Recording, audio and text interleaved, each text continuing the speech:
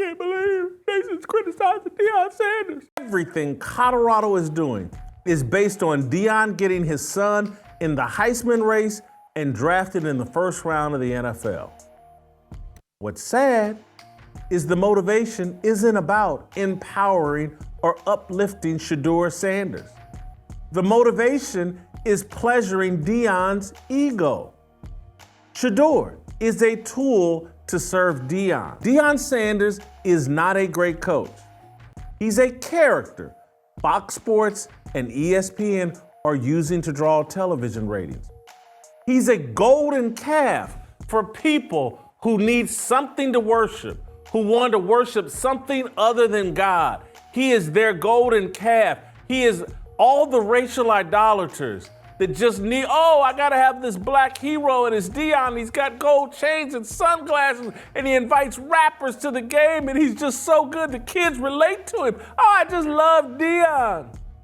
He's your golden calf. He's someone you worship, someone you won't analyze honestly. This is not a great coach.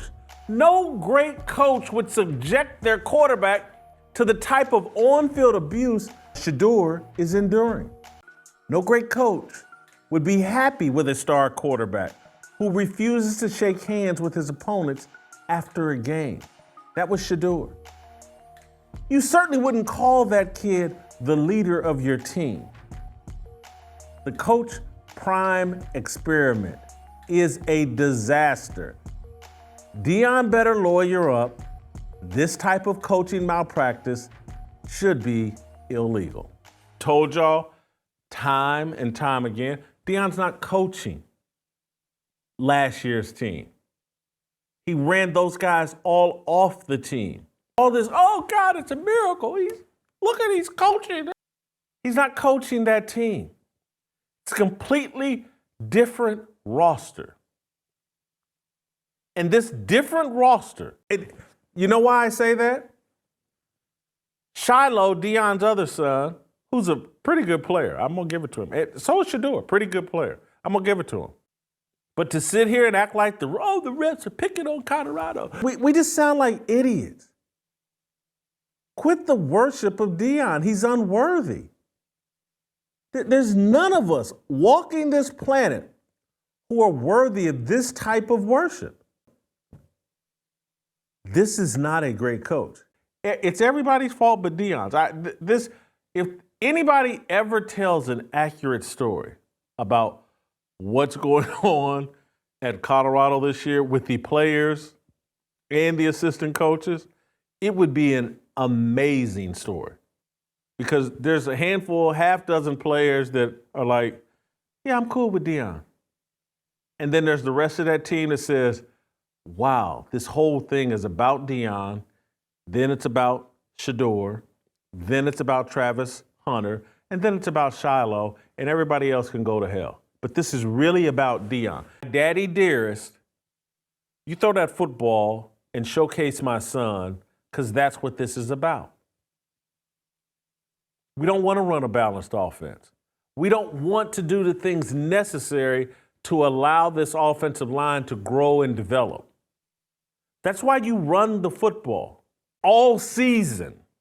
You don't abandon it. This is unbelievable coaching malpractice. This is embarrassing. And the fact that no one will call it out, that people that have played the game and people that have an understanding of the game, I mean, many of these athletes don't. I mean, they don't have a full understanding. Guys that played out on the islands, wide receivers, corners, a lot of times defensive linemen, they don't have any idea. Warren Sapp is going to be mad at me for saying that. Warren's different, but they don't have any idea. Running backs a lot of times have no clue what's going on. But people that played safety, middle linebacker, center, quarterback, offensive line, they understand the big picture. That, hey man, even if we're only picking up 2 yards, it's important for us to run this football to back these defensive linemen off, that they have to think, because again, you have gap responsibilities that are really important in a running game.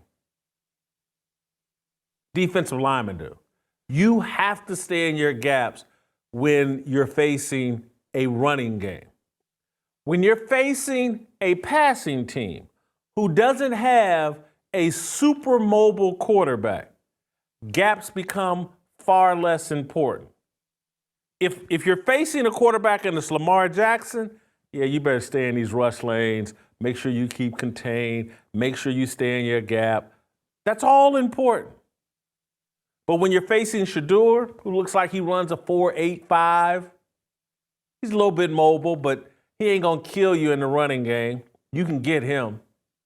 Now, gap responsibility is less important and just getting into the backfield and just disrupting the quarterback as fast as possible. That's all that matters. And how you get there doesn't really matter. You inch over into somebody else's gap, if you cross the center's face or cross the guard's face when you're not supposed to, but doesn't matter. Because that guy just wants to throw the football. He's not looking to hurt you with his legs. There's no running game coming. There's nothing. And so I'm looking at people on social media and people that allegedly know something about the game. Oh, they should have run screens. Oh, they should have did this. They should have tried this pass. They got to blah, blah. You got to run the football. You got to get your offensive linemen into the game by letting them be physical with the other team. You have to establish a running game so you can run some play action pass. I'll never forget. The best defensive player in the Mid-American Conference during my time was a guy named Joel Smingy. I've talked about him before. 6'6", tremendous pass rusher, but could be handled very easily in the run game. And he put a clown suit on me in the passing game. And the only shot we had was we'd run these plays 22 and 23. It was some kind of play action pass. We faked the running game right at him and then dropped back to pass, and then we had a chance. Because I could get my hands on him, and once I could get my hands on him, I could manhandle him because I was just much stronger than Joel Smingy. I'm looking at Deion. They never established the run. They never went to a play action passing game because they never established the run.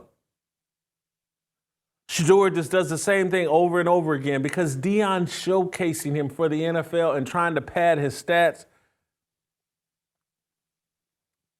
Take Deion off the pedestal.